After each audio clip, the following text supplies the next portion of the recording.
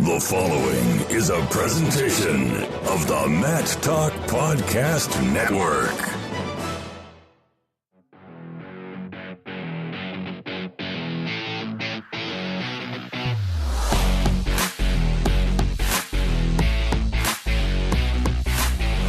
Welcome to On the Mat. I am Kyle Klingman of the National Wrestling Hall of Fame Dan Gable Museum, joined by our own wrestling troubadour, Andy Hamilton of Trackwrestling.com. Love the name Andrew Hamilton, by the way. It's very baseball. I think that would be a great baseball name for a New York Yankees player. So a lot to soak in there, Andrew, but congratulations on a name fitting of a Major League Baseball player. A wrestling troubadour. You are. You're singing the praises of wrestling everywhere you go. And you've been a lot of places this year. I have been a lot of places. It's not necessarily singing it, but you're projecting it through great writing, through verbal content that we have, through interviews. So let's take out the singing part, but you truly are a wrestling troubadour. Thank you, Kyle. Traveling everywhere. I would say you are, too. Well, I haven't traveled as many places, though, so I don't have quite the wide swath. What would you describe yourself as, then? Wrestling what? Savant. Okay. Yeah. And I've kind of overplayed the golden unicorn that you came up with. I just love that golden unicorn. It's fantastic.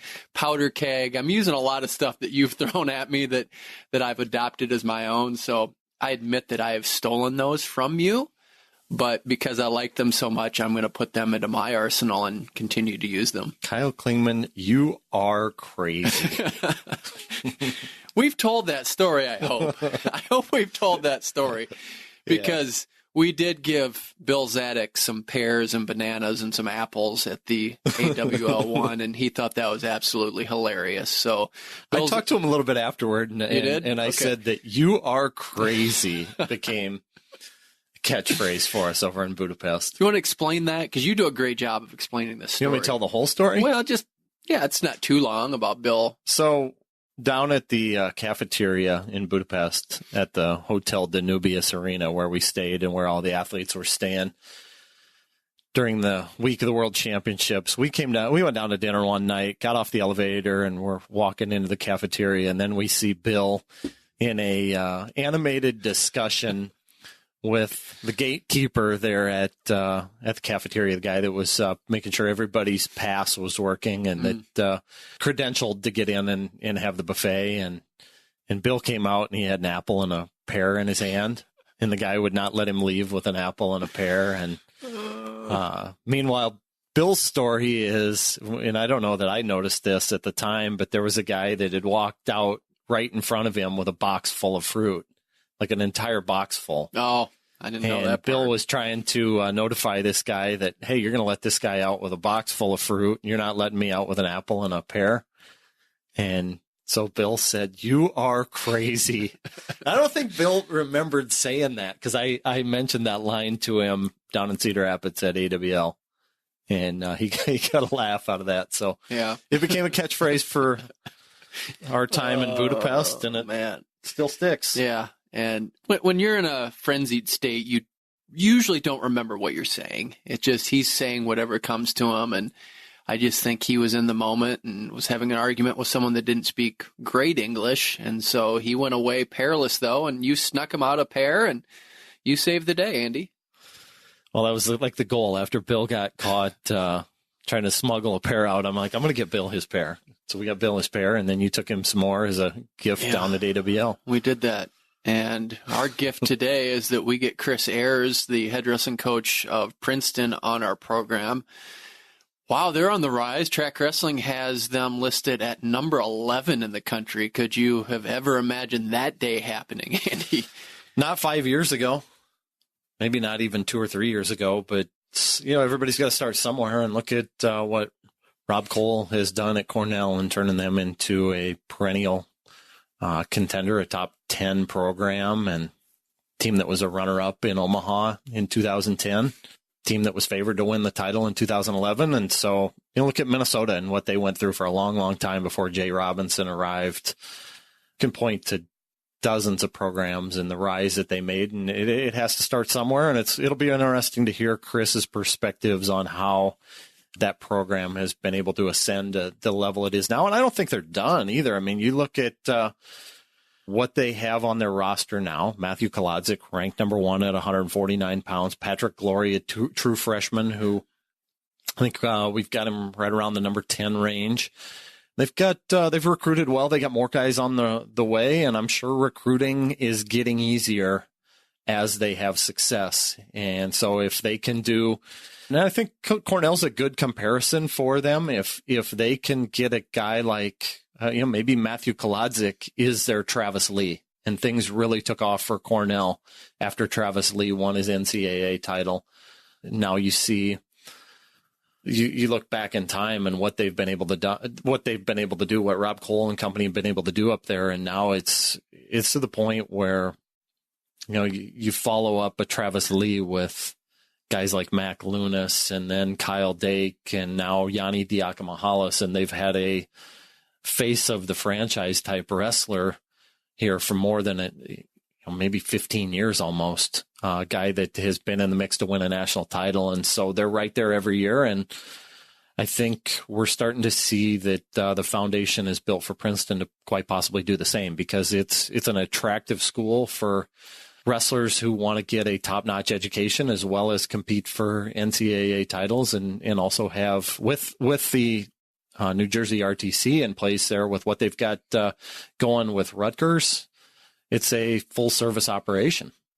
And Rob Koll's just going to be walking distance from your house coming up this Sunday. They're wrestling Northern Iowa, and I love the connection here. The wrestling room at Northern Iowa is named the Bill Koll Wrestling Room. Of course, that is Rob Koll's father, and Cedar Falls, Iowa, where we're recording the show, is where Rob Koll took family vacations. So love to see those connections and to see Rob Koll coming back to a place that has so much personal meaning to him with his father. So that should be a fun dual meet, even though they're a little bit depleted right now. I've lost a couple guys to injury that we knew about several months ago. Cornell coming to town is always a fun dual meet, and the prospect of seeing Rob and company with such a good team is going to be a lot of fun. For sure. And you look at it, and it is a shame we're not going to see a rematch of Darmstadt and Holschlag. Yeah. That would have been one that would have been pretty exciting. We'll see if we'll get Yanni at 141 back against Josh Alber. But you're right. I mean, we're seeing that a lot of places right now. Just some guys had been out of the lineup, and it's a shame that we're losing, having stories about guys who are out for the year already, and we're not even to Christmas break. But man, I think back to Saturday night, Carver Hawkeye Arena, Iowa against Lehigh, and you put that one on paper several months ago, and it's a super attractive dual meet.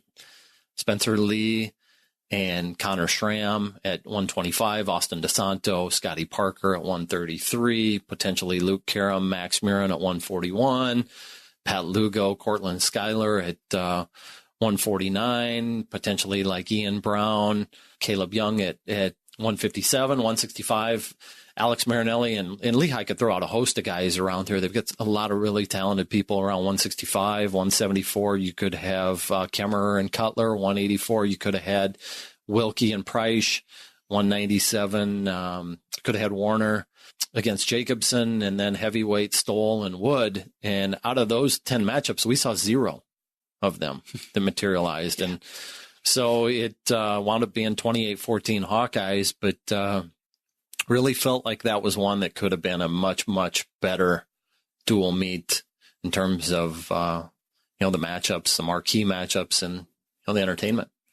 Hey, and haven't we become a sport that is probably at the college level focusing more on the individuals? We're in a different position because we don't really have a team that we're attaching ourselves to, but it just seems like, for me personally, I'm attaching myself to individuals and their performance. And because you aren't guaranteed that they're going to be there the next season, it seems like the dual meets have no meaning anymore. There's no end of the year result on that. So why risk injury when this doesn't mean anything? Let's just follow individuals and see if you like Gable Steveson and you're not a Minnesota fan, you can at least follow him. It seems like we're becoming more individualized more and more all the time. It's a shame too, right? Yeah, the team concept's awesome.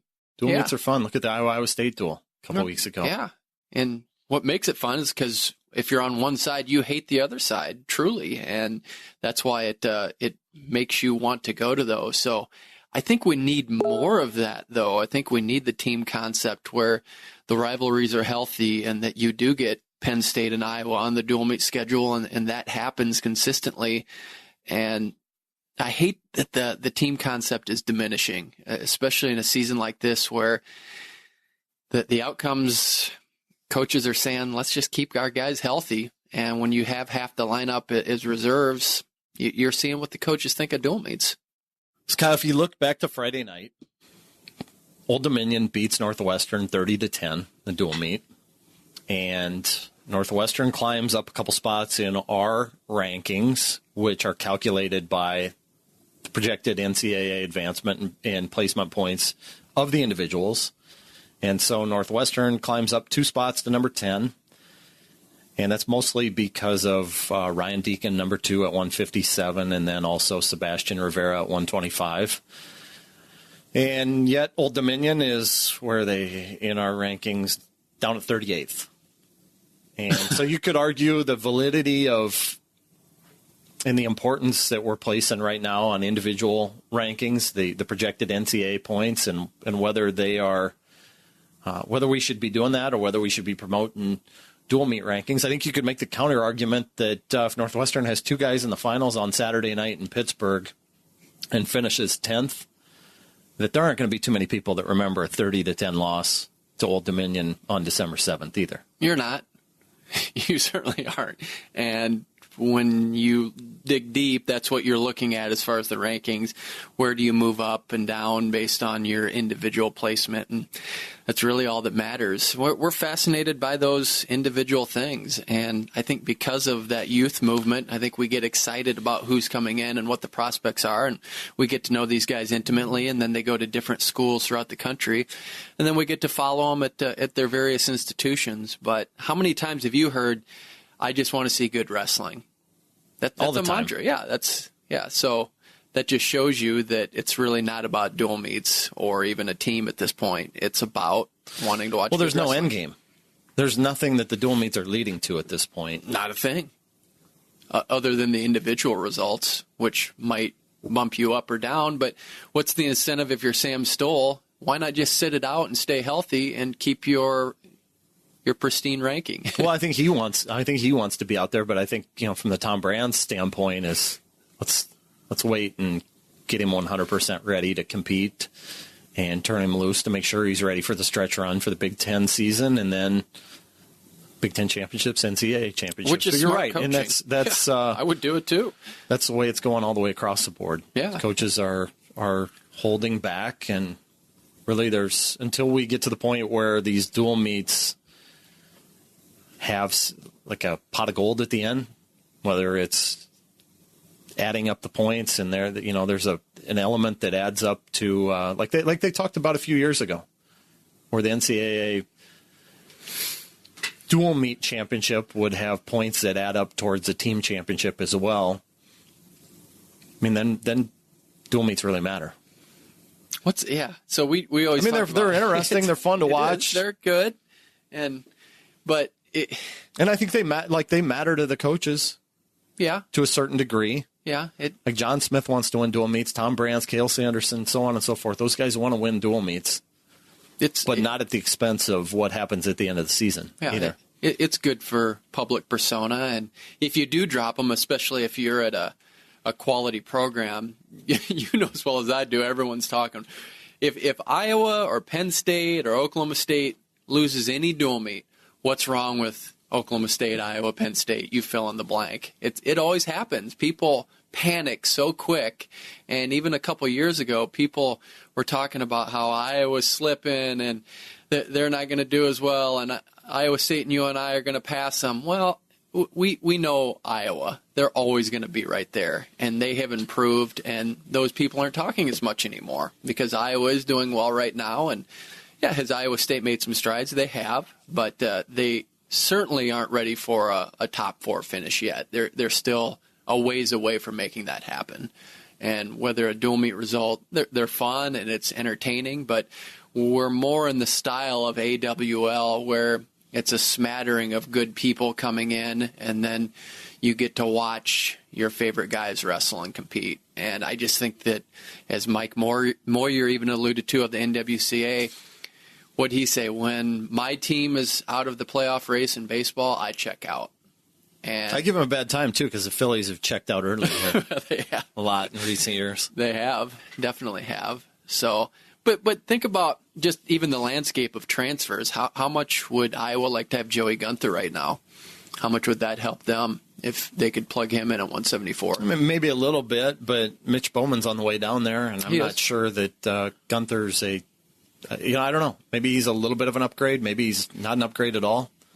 But certainly give them one more option. Yeah, to have him there. So as we talk about where we're going with things, do you think that we'll ever get to that point where dual meets have this? And we always bring this up because we want to see the entire dynamic of what dual meets look like. Let's change the scoring system, which we've beat into the ground, and we need to keep talking about that. But when do we get to that point? Because right now we're stale. Yeah, hopefully soon. I think, and it's interesting to hear like coaches like Tom Ryan talk about it, and his thoughts on a dual meet championship and why we need it. And there are other coaches that talk about it as well too. And you look at where we are right now with, and we've talked about this too, with international style wrestling in the United States, and we don't have that team element. We don't have that following. And the only thing that's different, I mean, it's a different style of wrestling, but it's a more entertaining style of wrestling as far as you and I are concerned when you get into freestyle. But the main thing I keep coming back to is we don't have that team element, and people gravitate towards the color, or to steal a phrase from David Mirikitani, they root for the laundry. And when there was talk several years back about ditching, I don't know that there was a lot of talk about it. There was a little talk about ditching team scoring at the NCAA championships, and I thought that was the absolute worst thing that could happen for wrestling. Yeah, and if you look at it in comparison to other individual sports, I don't think I've ever thought about team gymnastics necessarily or team swimming. You're looking at the individuals, but if we can add another element in wrestling and truly have a 10-on-10, a dual meet where it's our guys against your guys, that's pretty fascinating if we can package it and market it that way. Well, it's the other thing that's weird too is we wrestle one style throughout the whole season, and then we decide our national championship team on a totally different. Yeah, it's true. It's funny. Field. It's a head scratcher, isn't it? Yeah, it really is. You have a system in place, and you have a couple tournaments, maybe early season, and then Southern Scuffle Midlands. But after that, it's all dual meets until you get to your conference championships and the NCAA championship. So some work to do that we'll talk through with our guest today, Chris Ayres. And our topic today comes from last week's show, the best wrestlers never to be All-Americans. And I was grateful that we were able to get a couple texts, a couple Twitter notifications. Rob Koll, you knew who this was. Yeah, Rob wrestled, I think he's from the Pittsburgh area, pretty good high school wrestler, went to Bucknell. Was a Matt.com popular poster way back when. He might still be. He put out a tweet when we put out last week's edition of On the Mat. He had a couple good ones. Matt Lindland, who was an Olympic silver medalist in Greco-Roman in 2000, followed it up with a world silver medal in 2001.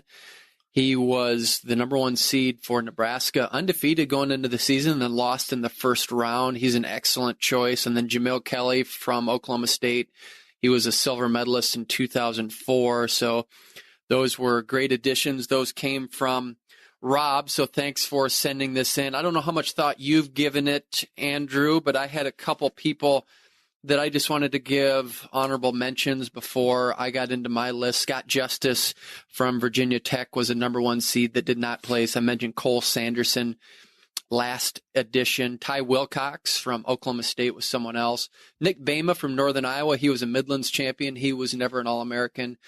And then maybe not number one by any means, but Jay Robinson from Oklahoma State wrestled at the national tournament and then was a Greco-Roman Olympian in 1972.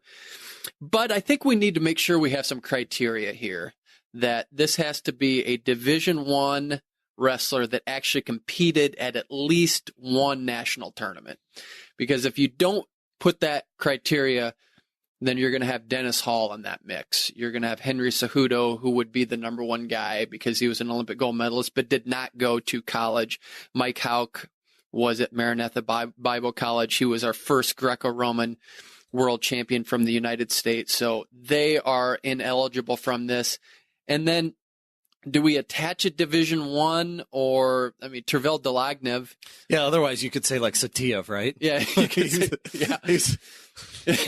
I didn't even think about that angle, but good point there. You could put a whole bunch of people that were not in that situation. So it has to be someone that competed at least one Division I NCAA championship. So I have my top three, actually. Number 3 is going to be Russ Camilleri.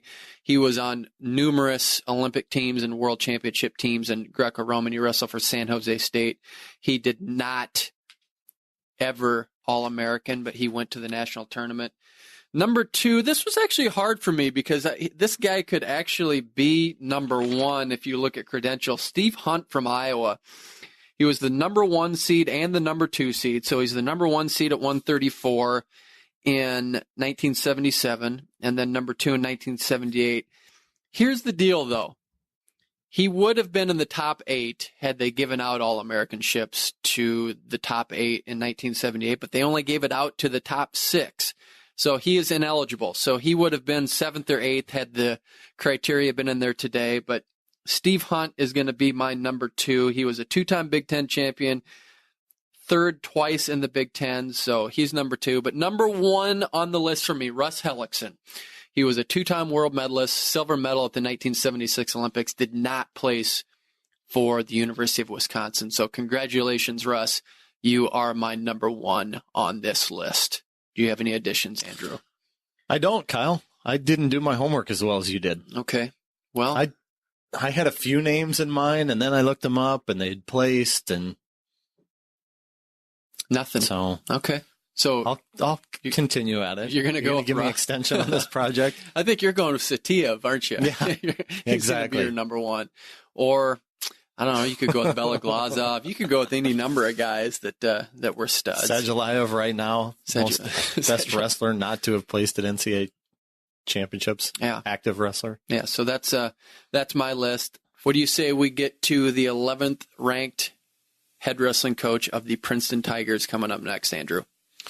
Chris Ayres is ranked 11th, or his program's ranked 11th? Well, how about his program? Okay. I really tried on that one. I as I said it kind of stumbled out, but either way, the Princeton Tigers are ranked 11th according to Track Wrestling, and their head wrestling coach is Chris Ayres. How does that sound? Sounds perfect. All right, let's get to it. Andrew, our guest today, is a coach on the rise. He's doing some great things at Princeton. He's the head wrestling coach there at Princeton. He was also an All-American at Lehigh. And according to Track Wrestling's rankings, Princeton is ranked 11th in the country right now. Our guest is Chris Ayres. How are you, Chris? I'm doing great. And you guys? We're doing good. How's that feel to be ranked 11th in the country? Feels good. It's been a long road to get to that point, but we've been kind of just inching our way up, and this year we seem to take a little bit more of a big jump, so it feels good. It feels really good. That long road includes a 0-35 record in your first 2 years at Princeton.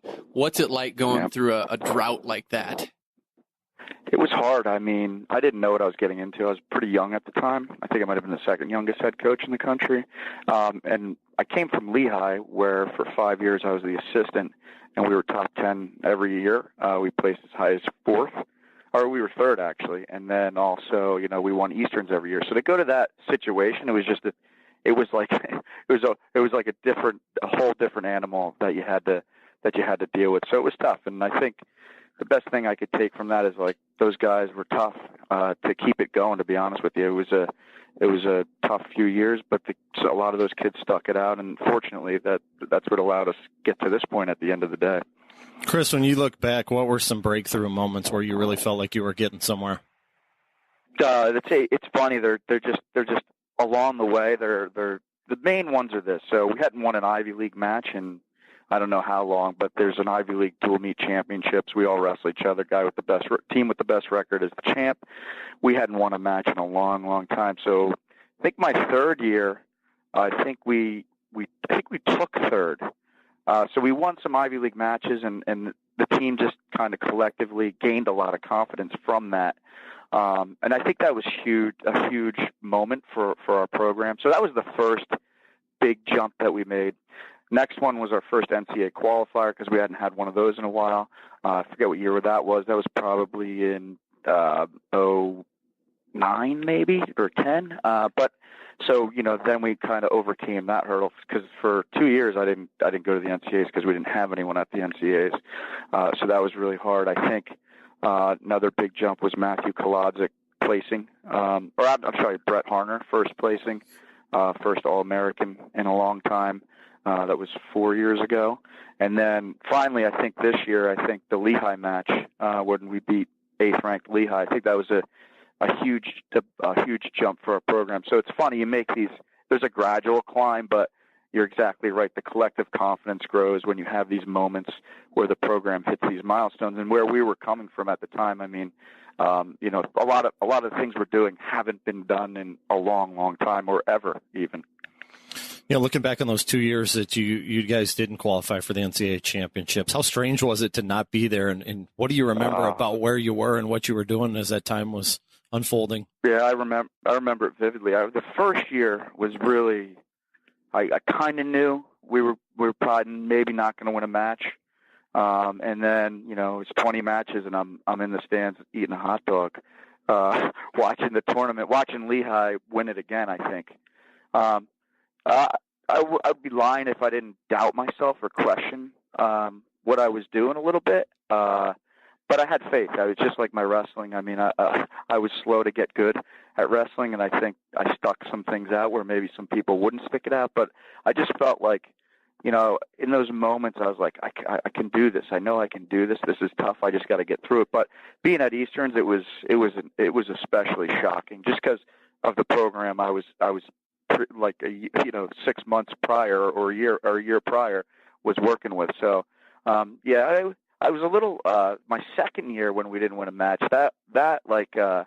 we won matches at Easterns, but we didn't do well. I mean, it was tough. It was really tough. You mentioned that you were slow to get good in wrestling. You were an All-American, placed 6th at the NCAA championships in '99, but you didn't even place at the high school state wrestling championships. No. How do you make that progress to get to that level? I don't know what's wrong with me, but I'm a little stubborn, and I think I can do things if I stick to it. I've always been a really hard worker, and at the end of my senior year when I didn't place, I just wasn't a great competitor, and I wasn't mature. I wrestled 135. I ended up being an All-American at 157. So it was like one of those interesting things where I just didn't want to stop. I loved wrestling, and I wanted to compete at the highest level. So literally, I just kept at it until I could do what I did.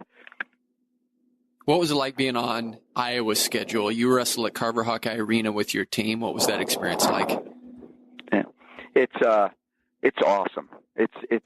I immediately tweeted after the duel. I said, I'll come back here again next year. You don't even have to come to us. It's just the Mecca. I mean, to me, it was such a cool thing. I coached in there before with a team from Lehigh, so I knew what it would be like. You got fans yelling at you. They're hostile, and my guys, we didn't wrestle too bad. I think we wrestled okay that match. And so it was just an awesome environment. The fans are so knowledgeable too, and and they're appreciative. I think even in the matches, even in Kolodzik's match with Lugo, I think they appreciated that match and how close it was. And Matthew, fortunately, was able to pull out the win later in the match. But I think they appreciated the wrestling. So it was pretty good. It was pretty neat to get in there and just be in that environment. How did you get on the schedule? I just asked. Did you? I said, I called Tom and I just said, hey, we want to wrestle in Carver. If we could do an early duel, that'd be awesome. There are some connections too. Some of our alums are connected to the Hawkeye Wrestling Club. One in particular, who lives in Chicago, just got involved a little bit. So there's like little connections, USA Wrestling and Novogratz and the brands. So they know about us, or Tom knows about us. So I think he was pretty open to us coming out there and wrestling him. You got your undergraduate degree in marketing, and then you got a master's in elementary education at Lehigh. It's my understanding, and I don't even remember who told me this, that you were going around to elementary schools throughout the state and really marketing the sport, talking about wrestling, talking about Princeton. Take us through that, how you came up with that, because I think it's a great prototype for a lot of coaches to implement. So that's a pretty neat thing. So there's some things I've done here that just happen to benefit the program a lot, and I didn't even realize it. So my son and daughter, the local youth club is actually run out of our room.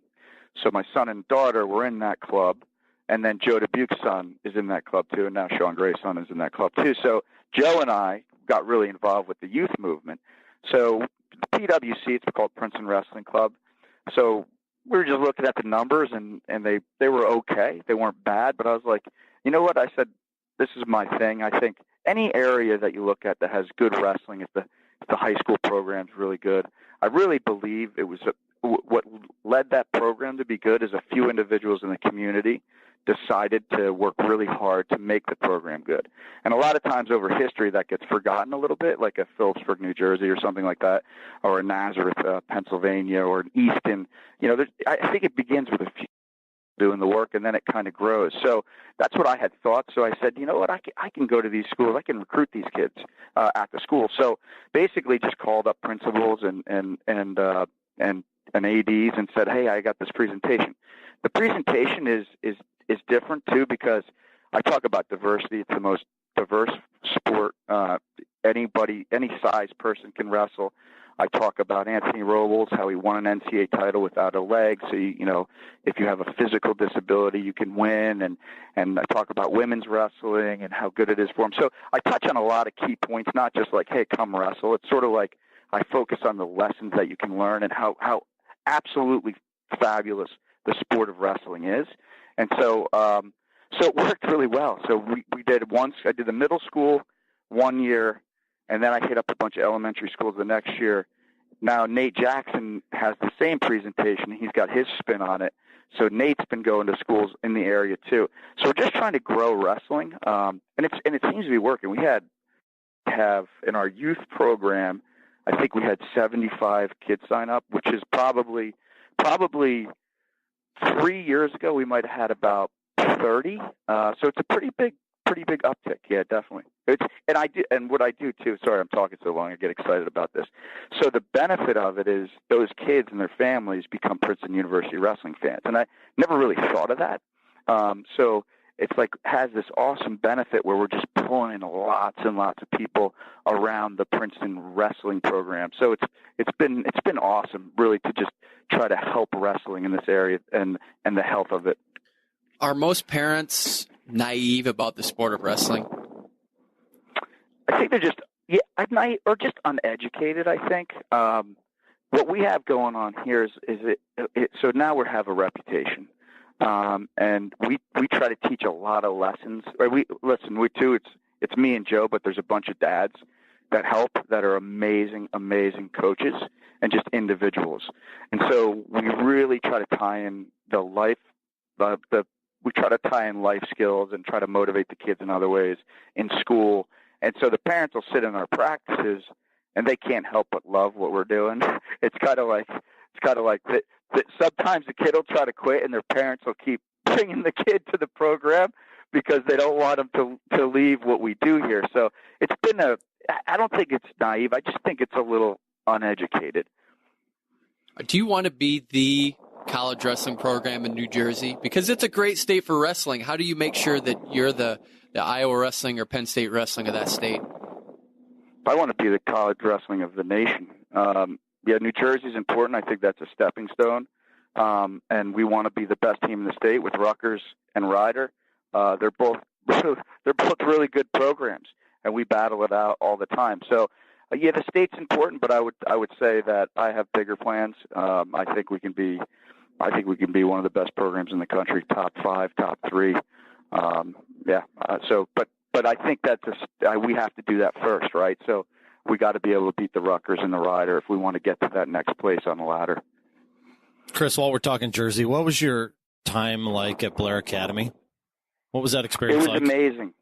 It was so I lived up in North Jersey, so I was about 20 minutes from Blair, and there really wasn't that many clubs back then. The Edge was around, and I think that was the first club in New Jersey. But what Buxton would do, the coach of Blair, he'd just open his room in the spring. So he'd let anyone come. So I was so fortunate that from my sophomore year to my senior year, I went to a different school. So I was in public high school.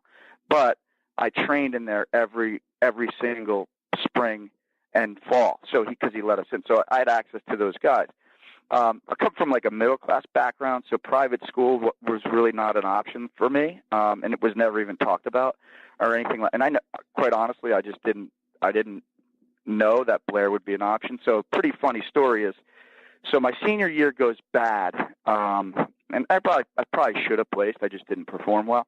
So my senior season is bad, and I'm in the room with Buxton shortly after the season, not too far.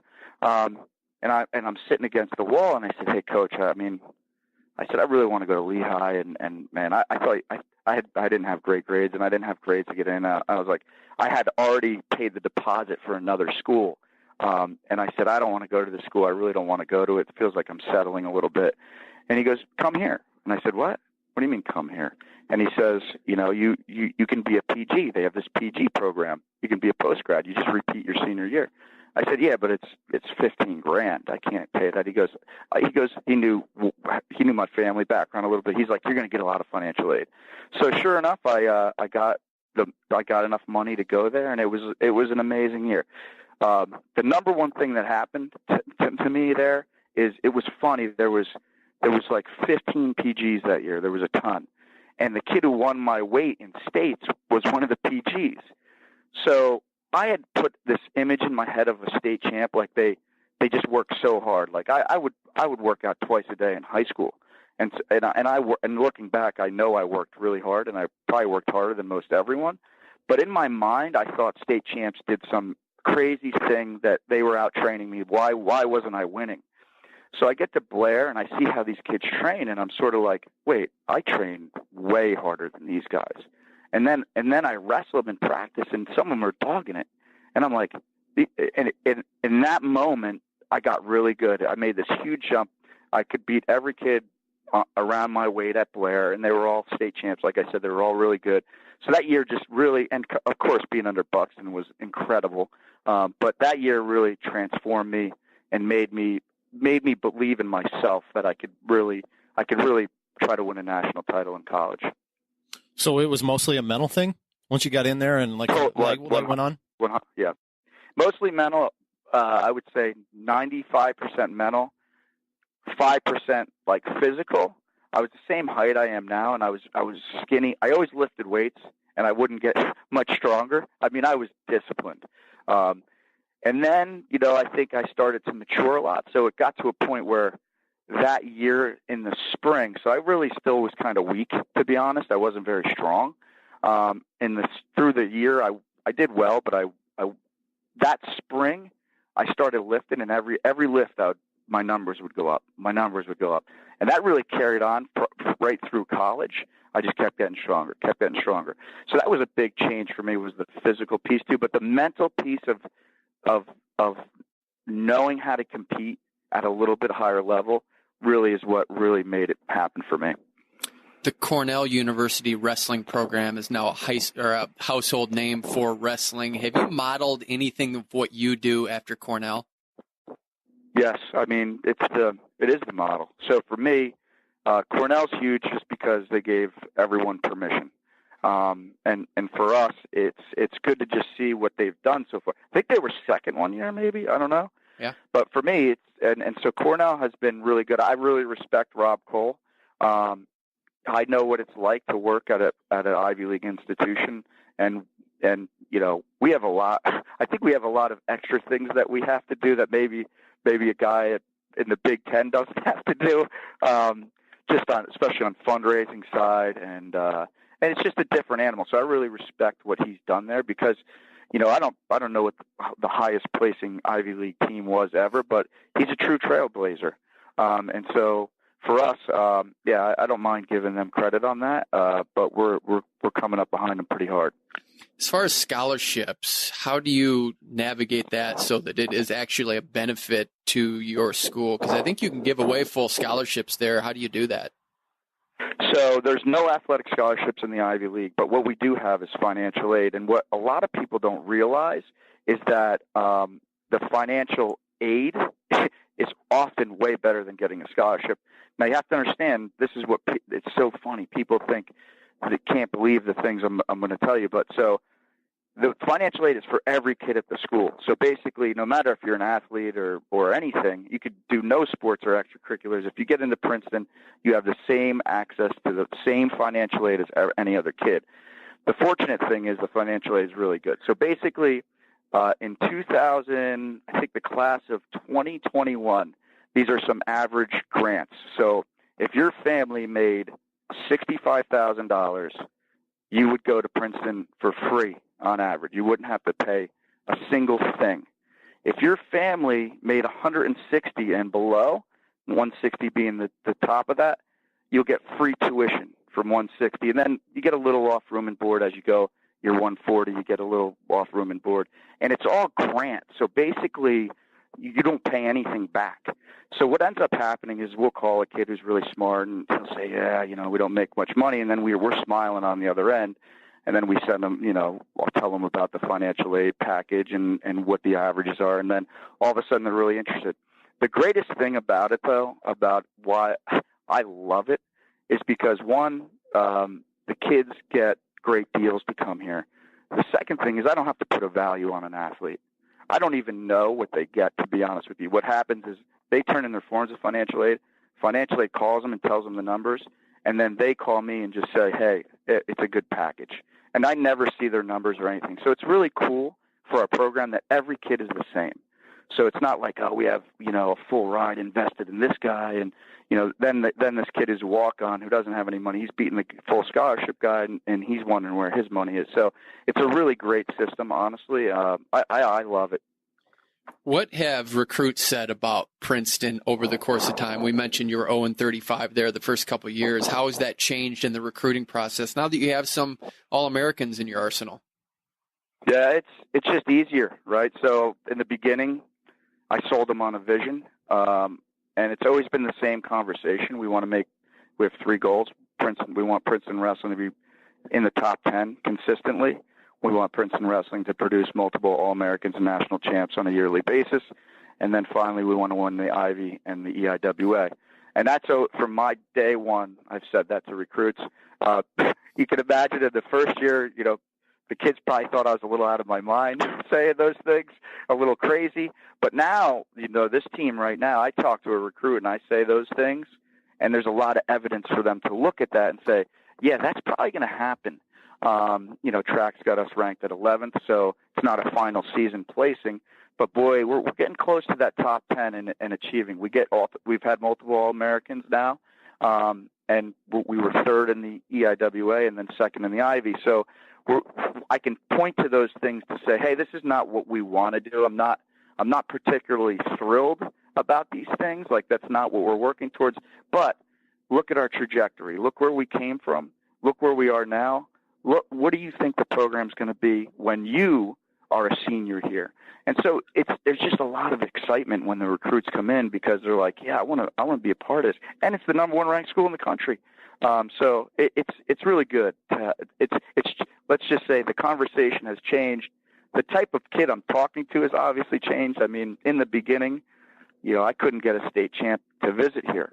Now we don't have enough slots to take state champs. I have to say no to kids that are really good because they're not going to get admitted. So it's a totally different situation now. What do you remember about Koladzik's recruitment and what makes him unique? What's special about him? He's definitely unique. So he was a hard recruit. It was us, it was Stanford, it was Lehigh, and it was Cornell. and he kind of went out a little bit later than, you know, we would hope. We put a lot of his brother came here, so we had a little bit of an in, his older brother, and no way did I think it was going to be easier, but I thought it'd be easier than it actually was. So the cool thing for Matthew is he's really an interesting kid in that he's got some interest in like engineering, and he had to go to a good engineering school, which we have. And with our school, the engineering piece, because the school has so much money in the endowment, they have a lot of resources in that department. So one is he felt familiar with the coaching staff. He knew me for a long time, and we recruited him hard. The program was on the rise at the time. And then I think the other thing was the academic piece. He thought it was a good fit for him academically, but it was a tough process for sure. Regional training centers are the rage right now. Every successful program needs one. What are your thoughts on the future of RTCs? I know that there's conversations about feast or famine, that RTCs need to be realigned. How do you feel about RTCs right now? Well, I love RTCs if you look at RTCs the right way. Right now in the United States, we have some of the best freestyle wrestlers that we've ever had. And it's hard to argue that it isn't a direct result of the RTCs. So if you're looking at it from freestyle, the health of USA wrestling, RTCs are absolutely necessary. The beautiful side effect is that they'll benefit the college program too, and they're a powerful tool for kids who want to be in a system more than 4 years or 5 years. So a kid comes here, you know, I can't wait till. Well, I love Matthew being in our program right now and winning, but it'll be cool when he graduates and he stays with us, if he chooses to go after his Olympic dream, and have him in our system. So I think the RTCs are incredibly important to just the health of USA wrestling. Now, the feast or famine thing, to me, I can't stand that argument. I came here, I had one assistant. We had nothing in place. I didn't have a club. And now we have a club with a full-time coach. We have 3 senior-level athletes in the club that train full-time. It's like you don't have to be in a famine. You just got to get out there. You got to find ways to make things happen. So more RTCs would be great. Like, so for me, I think it's crazy to talk like oh, maybe it's an unfair advantage. Yeah, well, you can make the unfair advantage. So that's kind of my take on RTCs. I think they're so important. Number one, like I said, to the health of USA wrestling, but also, they're great for the college kids too. Are you trying to get your athletes to buy into the Olympic vision? Some of them, now that they come in, they already have it, right? They come, you say, what are your goals? And a lot of them sit on the couch and they say, NCAA champ, I also want to compete in the Olympics.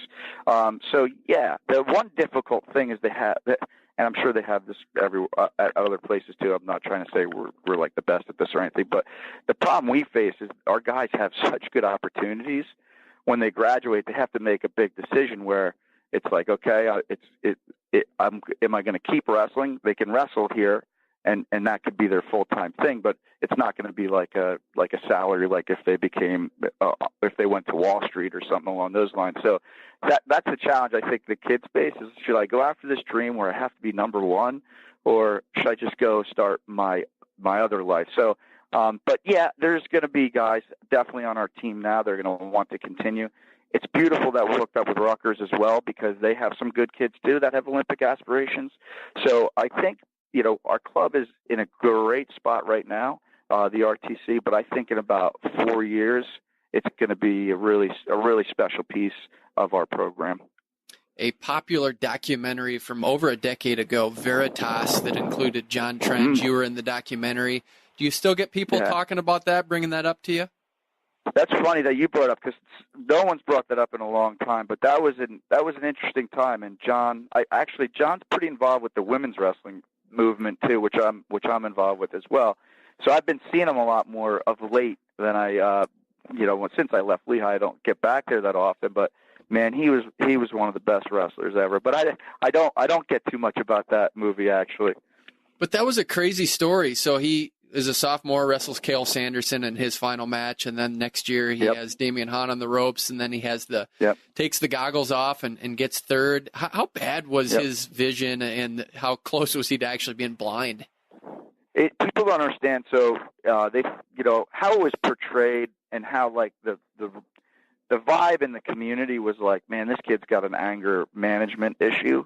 But what people don't understand is like he could have gone blind. Like that's a fact. That was something he had to decide he would deal with. And so with the goggles, like people were going after him. They knew, and it frustrated him. And he got out of his game when they went after the goggles. And he had a few moments where he lost it in some matches.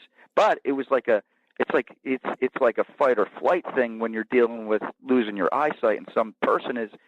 In his mind, the guy is trying to make him blind. So he would react in such a way. The most incredible thing about John Trent is he kind of got that reputation. He's the sweetest kid on earth. He's like one of the nicest people. But he had this even wrestling before that, before the goggles, he was very calm and he didn't have these issues. But literally, he turned into a different human because he thought they were trying to make him blind. So it was a tough time for him. He's the best wrestler to never win an NCAA title in my mind.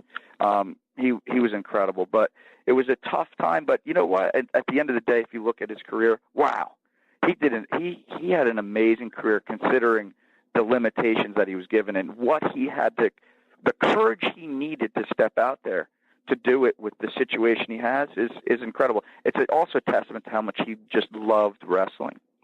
If you were to go back and watch that right now and you saw that Chris Ayres that was portrayed in that documentary, what would be different about that coach and the coach now?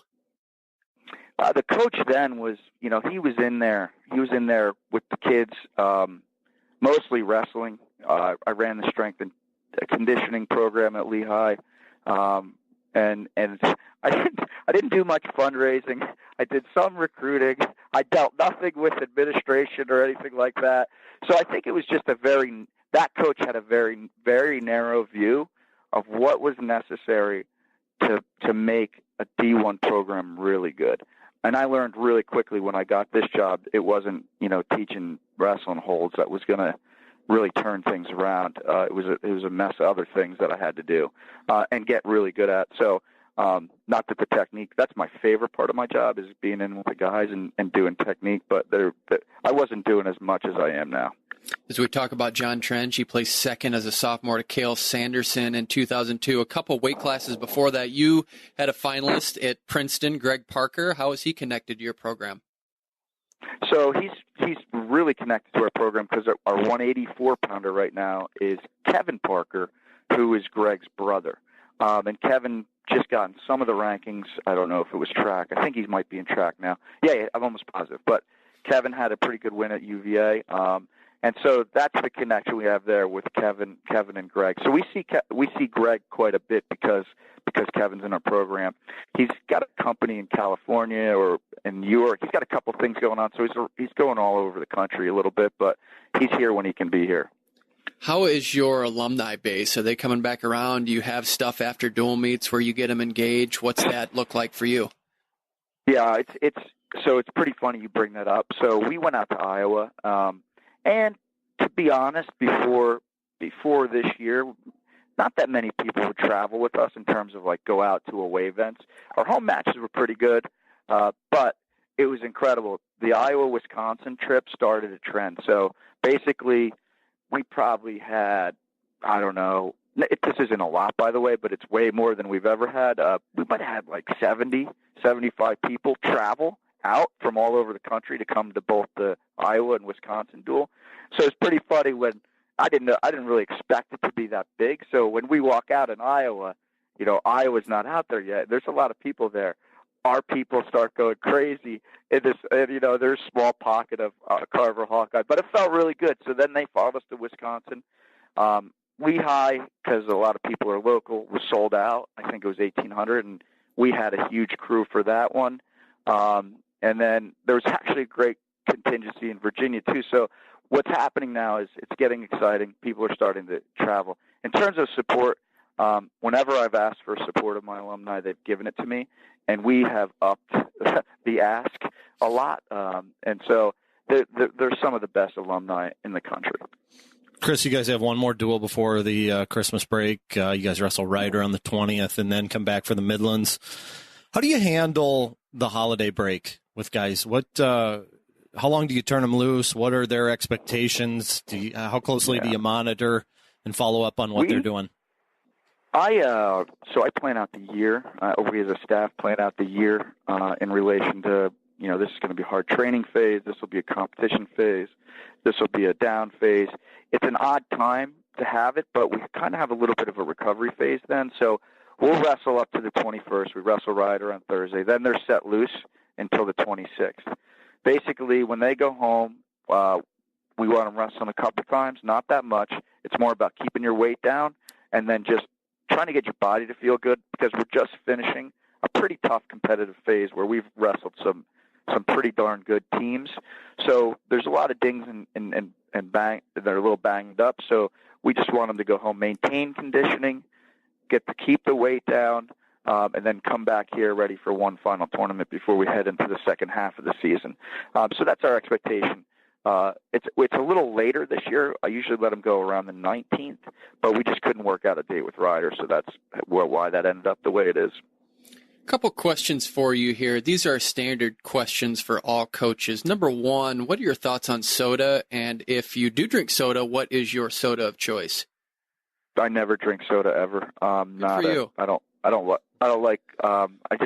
try to avoid as much artificial stuff like that as possible, especially high sugar stuff. So no favorite drink there. Well, the second question is, Andy and I have an agenda. We think that dual meet scoring is antiquated. We would like to see it be cumulative scoring. So if a wrestler scores 7 points and the other wrestler scores 6, that should be tabulated into the team score. Falls are worth 22, and then technical falls can be worth up to 21. What would you think about us going to a system that's a little more progressive like that? Love it, 100%. Someone said this to me. So that's been float, I guess, kind of not that exact thing, the cumulative scoring. I never heard the fall thing. I kind of always wondered how to deal with the fall and the tech fall. But I think that 100% that would make a dual meet way more exciting. And for maybe the kid, and you probably talked through all these things, but the hero can be the kid who kept the match a little bit closer, at the end.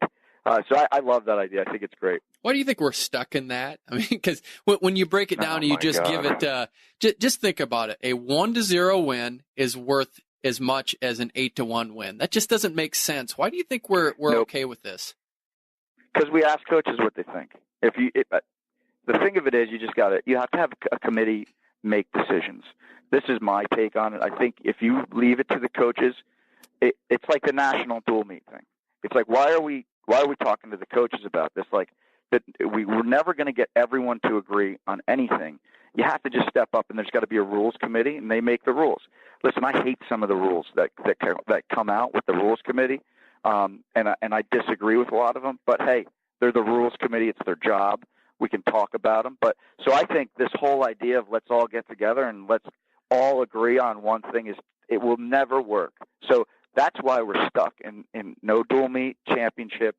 No, I love your scoring thing. I think that's so amazing. I think you're right. It's totally antiquated, but I think we're asking for too much input, to be honest with you. I think.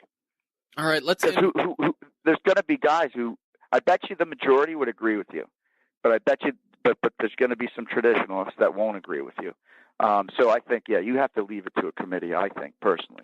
What do most coaches say to that question? I think some of them are totally caught off guard by it. They will say, I've never even thought about that, but as I do think about it, they like it and they think it's a pretty good idea. And I think from the ones that I've talked to, that when they're a little bit older, I think that they're not as receptive to making that change. Mm-hmm. But it does make sense because dual meets really are boring with that scoring system because you don't have a lot of variety. Yeah, no, I think I totally agree. And hey, you know what? It's a lot easier to follow too. I mean, it's like, you can't, some person off the street can't walk into a dual meet and figure out what's going on. You have to have someone there who knows what they're doing, just about any other sport you could go in and you could watch and you could be like, oh, this is how this works. But yeah, so that'd be one step closer to making it easier to understand too. And you talk about feast or famine. Let's say Kyle Dake and David Taylor wrestle in a domi. One of those teams isn't coming away with points, and that's just that's a hard pill to swallow. So that's good. All right, we got one last thing we got to do. We like to play games. We're giving you a game called the Hot Box. We're going to give you 5 questions, hoping to make you sweat. Chris Ayres, are you ready to go into the Hot Box? Oh man, I don't think so. Well, will you do it anyway? No, I don't have a choice. It sounds like. Yeah, we're going to give them to you anyway. Question number 1. You have a son named Atticus. Name the famous American novel that includes the character Atticus Finch. To Kill a Mockingbird. You got it. Question number 2. 2 U.S. presidents have attended Princeton. Name one. Oh, attended Woodrow Wilson. Yeah, you got one. Oh, no. You got it. And then, did you know John F. Kennedy attended here and then transferred? I didn't know that. So he did. I'll give you a bonus point there in case you miss another question here. So You got one. The other one was James Madison. Madison, yeah. Yep. Damn it. I should know that. All right, question number 3. What famous New York Yankees baseball player, which happens to be Andy Hamilton's favorite baseball player of all time, is from Pequannock, New Jersey? Derek Jeter. I know nothing about pro sports. You got Derek it. Jeter. Yeah, you got it. Hey, I got it? Yeah. Can't wait to tell by his coach. I don't even know if Andy would have known that. That's where he was born. He's from Kalamazoo, Michigan. Okay, but yeah. Born, I should have qualified, but you got it either way. Question number 4. What famous U.S. wrestlers from New Jersey attended Indiana State but was left off Sports Illustrated Greatest Sports Figures from New Jersey at the turn of the century? Can I get help? He is a 2-time Olympic gold medalist, 4-time medalist at the Olympics, and won 13 world and Olympic gold medals. Hey, Gray. Indiana State wrestler. Most famous Indiana State wrestler. Bruce Baumgartner. You got it. With a little help from Sean Gray, so you got it there. And question number 5. What former I didn't know he went to Indiana State. He did, yeah. He did. What former vice president of the United States was in a duel in Weehawken, New Jersey, where he killed a founding father, Alexander Hamilton, with a gunshot wound? I don't know. That was Aaron Burr. Who was it? Aaron Burr. Nah, Burr. Okay. But that wasn't bad, right? Well, you got bonus points for that JFK since we didn't know that, so we're going to give that to you. You're out of the Hot Box, Sweet. And you're out of this interview. Thanks for a great time. Thanks for a great interview, and we look forward to seeing Princeton on the rise to a national championship. Thanks, guys. Appreciate it. All right. That was Chris Ayres. Of course, for Andrew Hamilton of Track Wrestling, I'm Kyle Klingman. You've been listening On the Mat.